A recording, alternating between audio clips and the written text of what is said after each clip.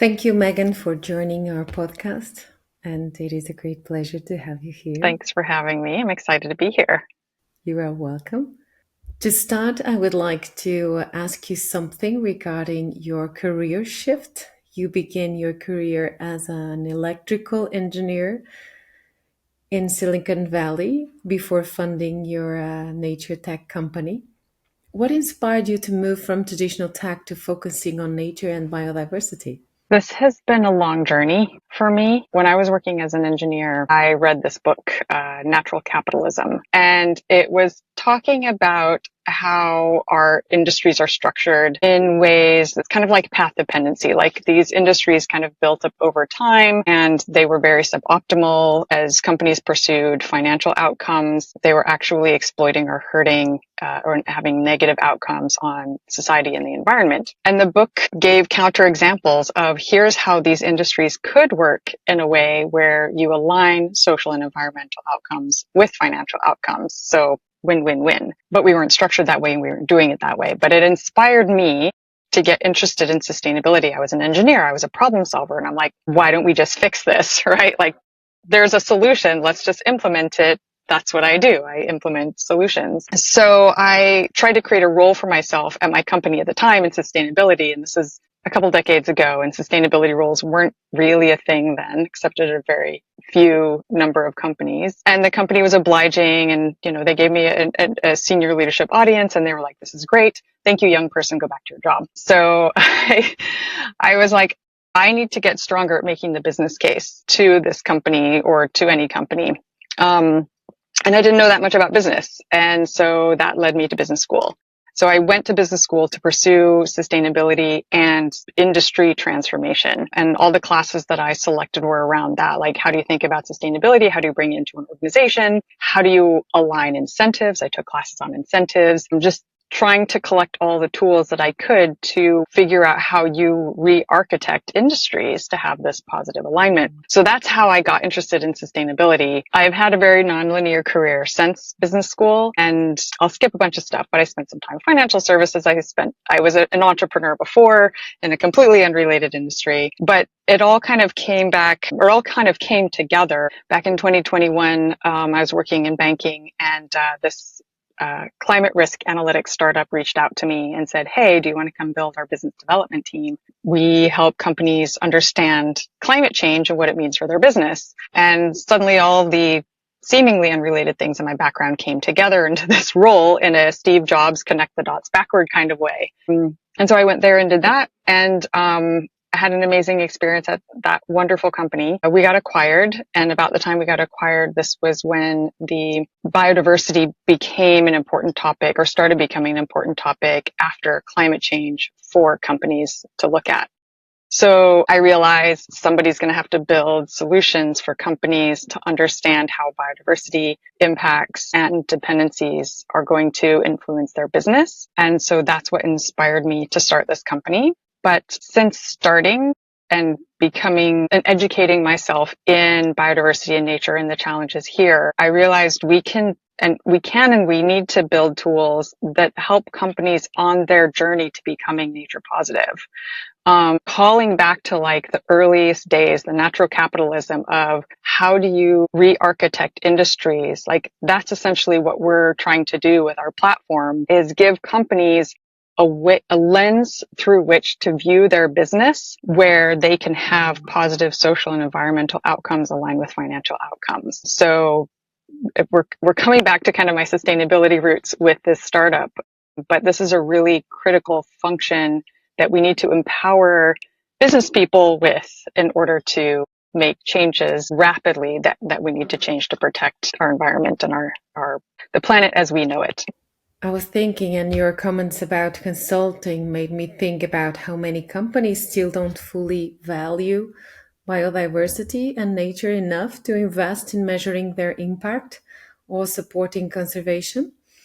I also remember something a past guest, Casey Camp-Horinek, who is an Indigenous activist and a representative of the Ponca Nation, said, "We often call nature a resource which distances us from it, But really, nature is the source of all creation, not just capital. What are your thoughts on this? I don't know her work, but based on what you're saying, I 100% agree with her. There was a report commissioned by the UK government a few years ago. It's called the Dasgupta Review. And this UK economist answered the question of how does our economic system account for nature? And what he concluded was it doesn't, that the way we do economics is assumes that nature is free and unlimited. It assumes we can grow forever, right? And these are all assumptions that are not true. And we have this like extractive, exploitative economy that is extractive and exploitative not only of natural capital, but of human capital. We're exceeding the planet's ability to regenerate the resources that it generously provides for us for life. And there are some economists who are now starting to think about this. Like there's these concepts of degrowth and some other concepts of like, how do you start to bring in physical scientific boundaries into economics and how we think about the economy? But in the meantime, we're probably for a while going to be working under the current economic system. With our approach, we don't value, like we don't try to put a price on nature. Instead, we try to provide the right insights to companies to take the right actions to become regenerative or at least neutral towards the planet so that they're enhancing nature or stewarding nature in a positive way rather than an exploitative way. Right now, personally, don't do that by putting a price on nature. Instead, we provide the insights and the business case for companies internally to make their justifications within their current system. The current system is all around how do you maximize shareholder value, right? So you need to tie these insights to the money. And there are many wonderful people working in these companies to try to transform them to become nature neutral or nature positive. And we try to provide the tools to do that. Some companies do put a price on nature, and I've seen companies now do that as a way to say, look, we invested and we restored this watershed or we restored this forest. And then they try to put a dollar amount on and it generated X value for the community, right? In terms of extra resources and stuff like that. I don't think philosophically that is the best approach. I tend to agree with your previous guest that like there's a lot of things that I think we can learn from Indigenous cultures and bring into this, what I've heard it called dominant culture, around concepts of like owning land, like land ownership and the role of nature and our relationship with nature. Like there's so much that we can learn and actually bring into this dominant culture to reform how we exist with the planet, and how we re-engineer our economic system. So it's great that you're interviewing these guests, and it's wonderful that more different viewpoints and even different like frameworks for how to think about life are part of the conversation in what we call the nature tech space. And so a lot of the conferences I go to have a lot of Indigenous representation, I learn so much every time I go to one of these conferences, just how to think about things differently and how to think about our own system more constructively. So there's my comment on that. Thank you for sharing your perspective. Since you work with technology, what role do you think tech can play in tackling today's urgent environmental challenges? I think technology has a role to play, but I'm also skeptical that technology isn't going to be the answer. Technology can help us to find answers. Being able to measure and understand things and using technology to illustrate to people, look, this is the level of exploitation that we're facing. These are the level of losses we can expect if we don't change something. But a lot of people kind of think, oh, we'll just innovate our way out of this problem. And I don't agree that that will be the case.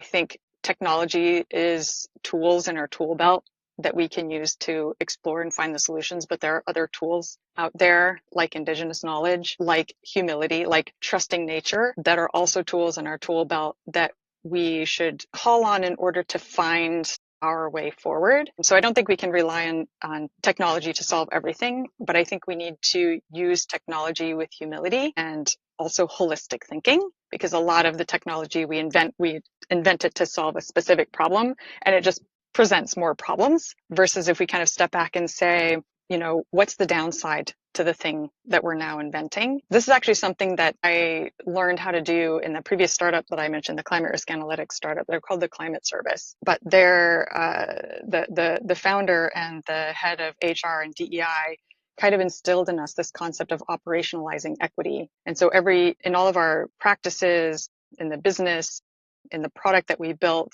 and how we engaged with stakeholders, we were always thinking about how we could do things more equitably. And that included thinking about our product. How can it be used in the wrong way? And so we would take equity pauses when we were working on product development and say, how can this be used in the wrong way? And can we engineer in protections to prevent that? And this concept of operationalizing equity, I brought forward into Dunya Analytics. And we do that similarly with our internal processes, with our stakeholder engagements, and also with our product development and taking equity pause and say, how can this be used in the wrong way?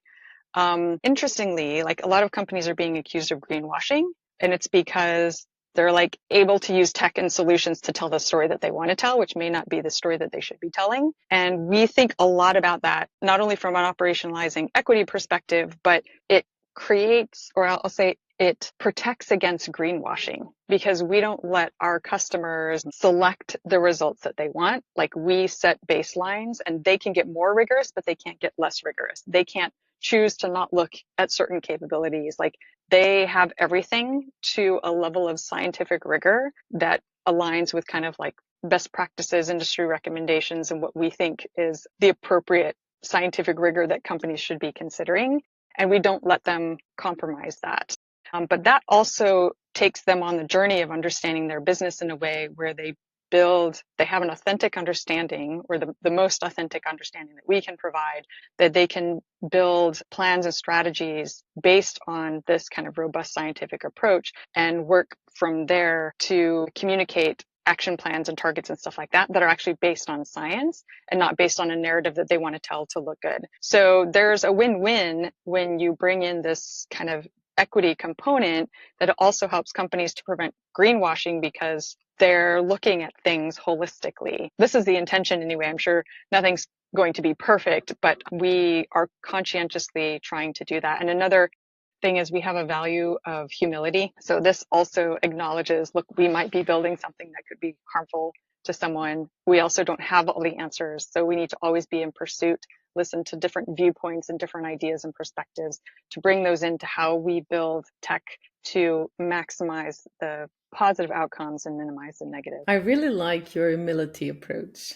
I think companies should be open and honest about where they are and where they want to go. It's okay to admit we haven't reached our goals yet, as the path to sustainability is different for everyone. And there isn't one right answer. And we really need cooperation and collaboration. Since environmental crises often affect women the most, and you work in tech, startups, and sustainability, a field that's usually male dominated, I would say, what kind of impact do you hope to make? When I was preparing to leave the other startup to go back into startups, and I was trying to decide, should I go work for another startup because there's so many amazing companies doing amazing things right now, or do I want to start my own? I had several ideas at the time, and I had one day where I was in my car trying to find a podcast to learn, more just about different things of climate tech, and it was all men mansplaining stuff to each other.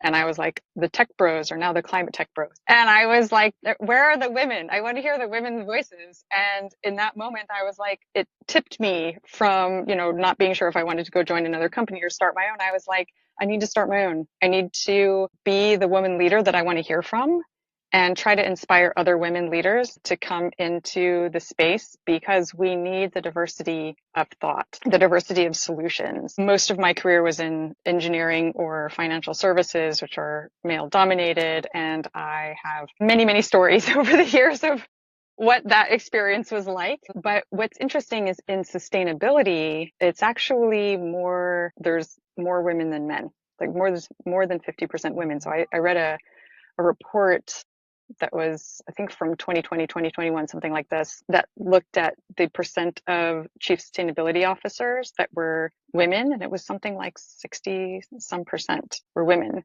And the article was saying this is a way, this is like a path for women into CEO roles through sustainability, since they, are kind of dominating in this space, or at least I'll say well represented in this space, not dominating. So, like, as a founder, first of all, I encourage and love to see more women founders coming into this space or any other space that they're passionate about.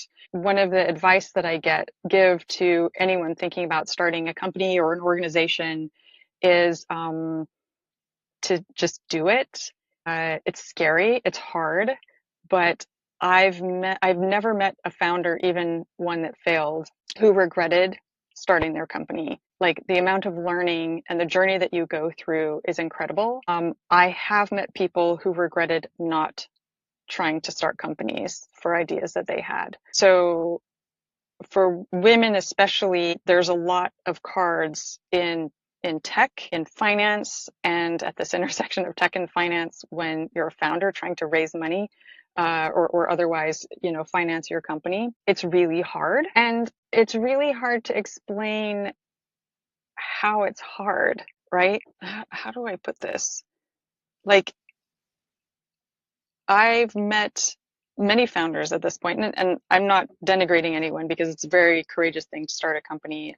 But I've met incredible women founders, and I've met incredible men founders. But I've also seen a lot of men like get funding and press and all this other kind of stuff when they don't have a lot underneath. And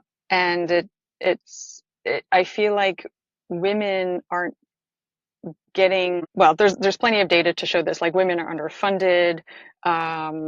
Women have to uh, women are promoted based on performance, not based on promise. It's not the same for men. So there's a lot of these kind of gender stereotypes that, again, no one's consciously doing this on purpose. It's all kind of cultural, how we've been raised, and it's not like all men discriminating against women. It's everybody discriminating against women. But it's hard as a woman to pinpoint where that's happening or how that might be affecting you. And then on the flip side, there's a lot of people who are trying to reverse that, right? They're specifically trying to fund and elevate more women in this space. So it's certainly been interesting. Sometimes it feels like being a woman founder is a disadvantage. Sometimes it feels like an advantage, and sometimes it's not a thing at all. I think when we come back to the equity side, when it comes to sustainability, you mentioned women are more impacted by climate change, by biodiversity and nature loss. And I think that's, well, the data say that that's true, but it also speaks to kind of just the continuously vulnerable position that women are in across many societies, right? Not just the US, or, well, you can name virtually anywhere that's the case. And if you're more vulnerable, you're going to be less resilient to climate change and biodiversity loss and stuff like that. 100%. Like, there's a lot of champions of equity in the energy transition and the climate transition and the nature transition. 100% one of those people that we need to bring more equity into all of our actions and all of our solutions. And I also think if we have more women's voices and more women leaders in this space, they will deliver the more equitable outcomes, right? And it's not because, like, a dominant voice, like, let's say the Western white male dominant voice, which has dominated the narratives for, centuries now, if not longer. It's not that those are bad voices, but they're one perspective. And when we bring in the other perspectives and the other voices, like, they just see things differently. And it's not that one is better or worse than the other. It's the diversity that comes up with the better solutions, that comes up with the more equitable solutions. Even like when you're talking about, and these are things that I've learned over the past maybe 5-10 years, people with disabilities, right? Like, they don't have a disability. The world wasn't built for how they function. And when they come in, they see the world in a different way. They want the world to be in a different way to accommodate how they work. And they have amazing ideas for how to make the world more accessible to people beyond themselves even, right? By just bringing this extra perspective. So the diversity of thought comes from the diversity of experience. It's cultural, it's physical, it's gender, it's all kinds of it's age, right? Like all of these different voices need to be part of these solutions. And I think the more different types of leaders that you have innovating and coming up with solutions in this space, the more diverse and equitable outcomes we will have. That's true. And you were right about what you said. I was thinking about how we as women have to be on top of everything, and it's overwhelming. Plus, we have motherhood. I read a recent article by The Guardian, and it highlighted the story of a startup funder, I think, who was turned away from London Tech Week for attending with her 8 month old daughter. And for me, it was insane reading that because I'm a mother of a 6-year-old boy and I often have to take him with me or leave him with my parents. Have you ever encountered any type of discrimination in your career? And how did you navigate it? Oh, I have many stories of discrimination in my career, but I'm not a mother. I'm a cat mom. I have two cats. So I don't have child rearing obligations, but I can appreciate your challenge and the challenge of this woman that you mentioned who went to this event. I was speaking with a founder recently and she was asking my advice about fundraising. And she said, I can't remember how many months pregnant. She's like, I'm pregnant. And is this something that I should tell investors? And do you think it's going to hold me back? And I had so many emotions to that question because I was like, first of all, good on you for like, I mean, being a founder, it's a job, it's a hard job, but women do a lot of hard jobs, right? And then they go be mothers and raise children on top of that. And look at what they can achieve.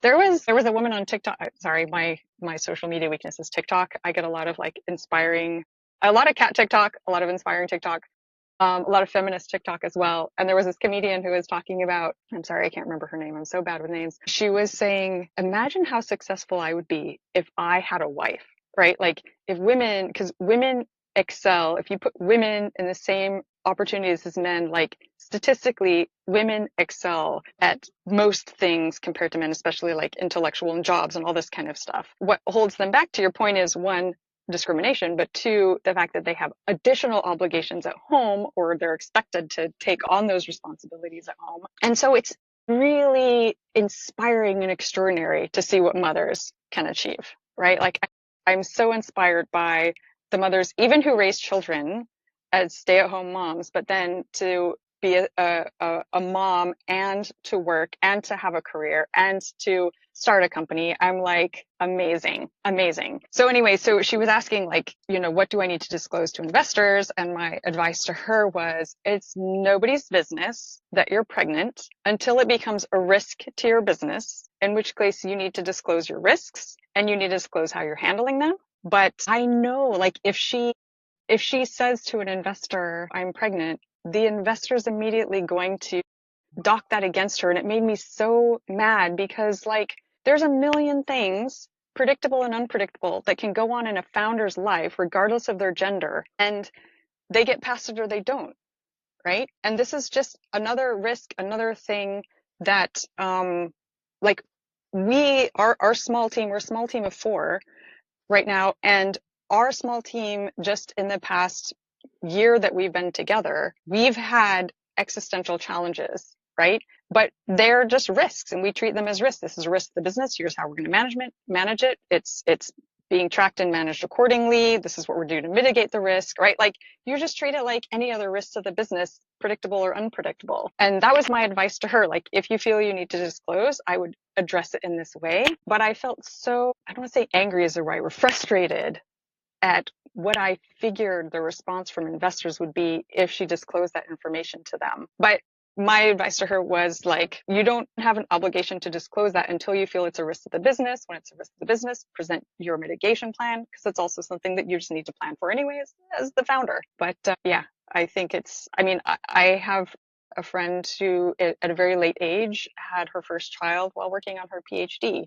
I have another friend who she's about to have a child, also working on her PhD, right? And PhD is probably as harder as founding a company, and women do it all the time, right? And it's about the person and their ability to risk manage and just do their skills, what they have. It's not about, them having to make choices. It's just, I mean, they have to make choices, but they're making a lot of micro choices in order to be able to fit all these pieces in together. And even if she needs help, she'll bring in help on either side, right? Like, that's what people do. So anyway, I don't know if that answered your question, but it made me think about that. Yes. Thank you for sharing your view on that. Despite not having kids, you also gave great advice in terms of sometimes, as you said, it's a liability being pregnant and in front of the investors.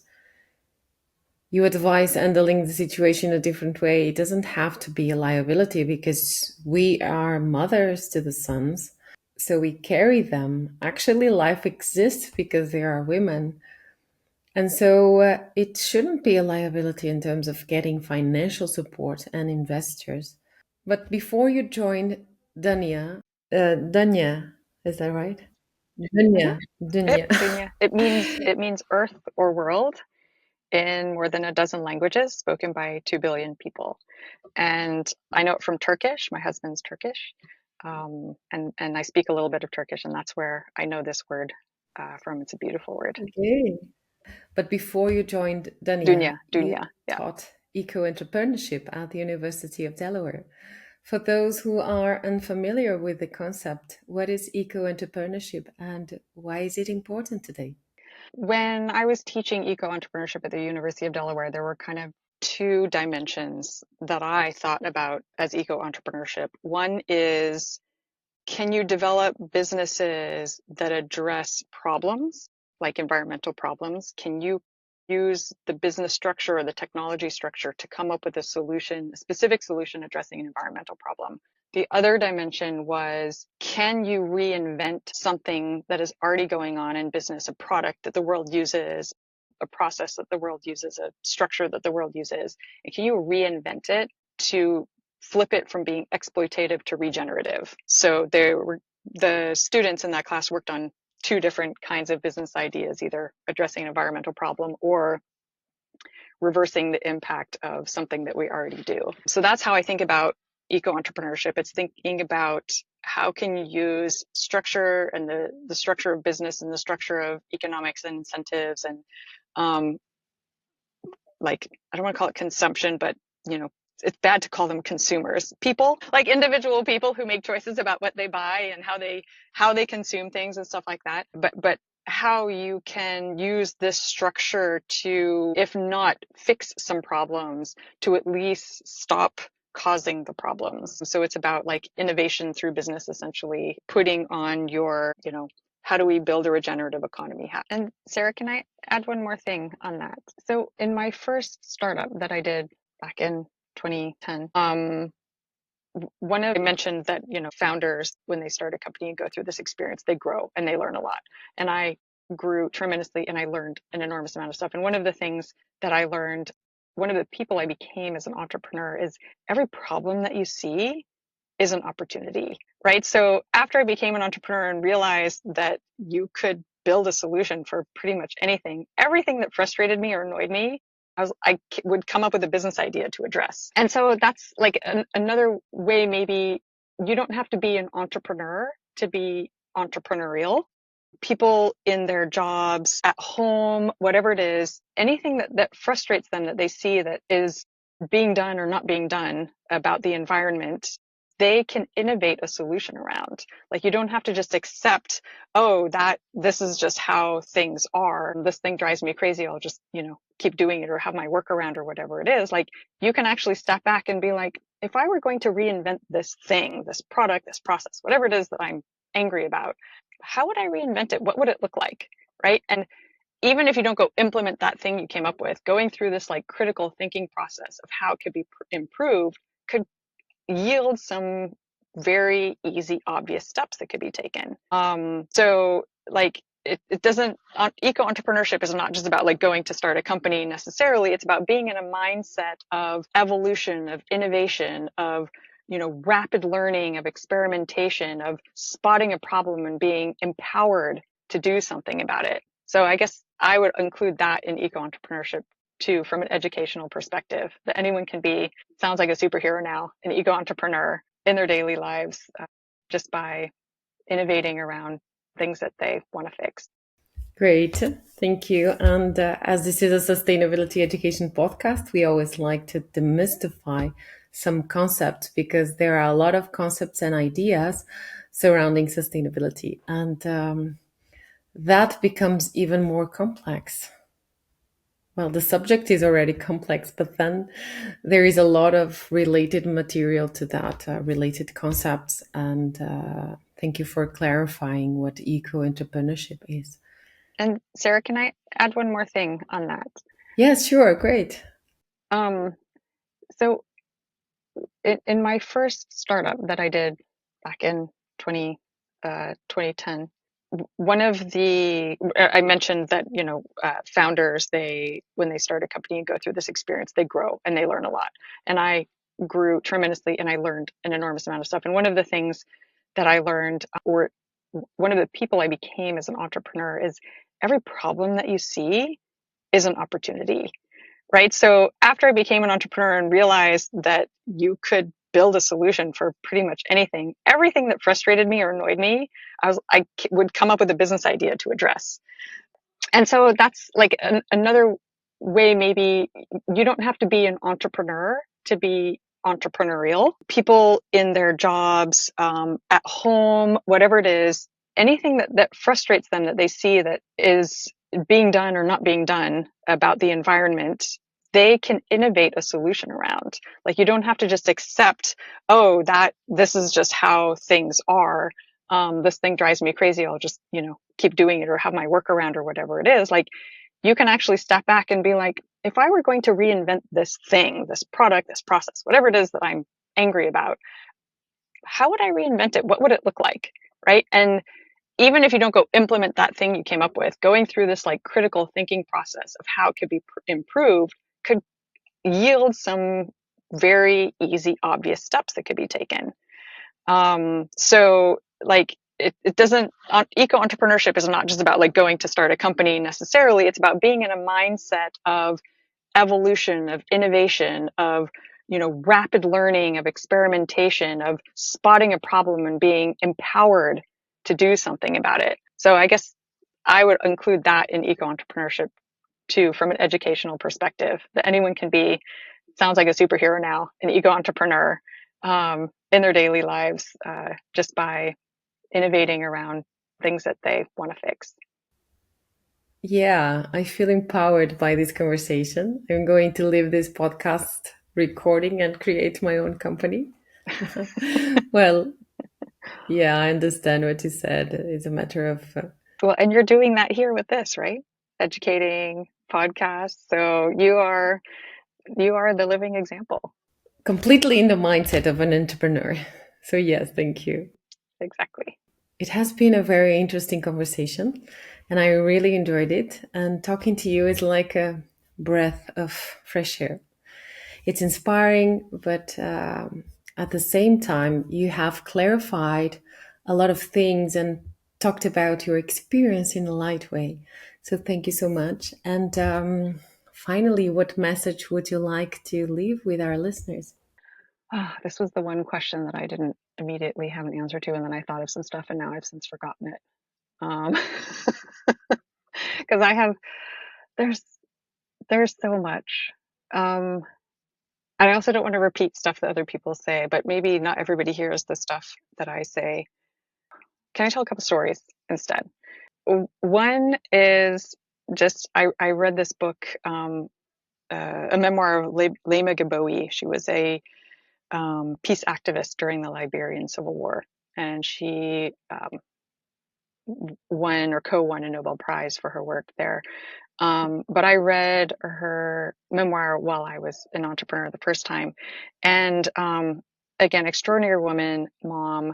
She was working on peace in a civil war in her country, And the magnitude of the threats and the situation that she faced was so significant. And yet, in these moments of like staring over the cliff at an abyss kind of feeling, she was able to disrupt, to come up with something, to like get to divert from this track of darkness. And the two things I learned are, one, women are extraordinary in that. People are extraordinary in that when these difficult times come, they can find the courage to keep innovating and, trying to make, like, getting things back on track, like it's possible. And the second thing was, my life was super easy compared to hers. So, like, I guess what I took away from that is, I'm lucky I've never had to be in that situation. And the fact that she can be in that situation and still have courage and find a way and change the world, like, has ever since always been a huge inspiration for me. And so I guess my message to people is carrying forward her message of, like, it can feel dark. It can be, like, overwhelmingly intimidating and scary, but it's possible. And, like, the only thing that you could do wrong is to lose hope, right? Like, anything else that you can conjure, any contribution that you can make, even if it's not going to change the world, it could change the world for someone, right? And it could, as a collective, like, make a huge difference. So also, we're living in pretty good times. We there's not that much darkness. Like, people can make a lot of difference, and you doing this podcast and kind of bringing together the ideas and helping to get the voices out there empowers more people. And even if you feel like your contribution is like, oh, well, I'm doing a podcast and just, giving a voice and help connecting people, like, you have no idea the rippling effects that this seemingly small action can have, right? And I think your podcast is a great example to other people.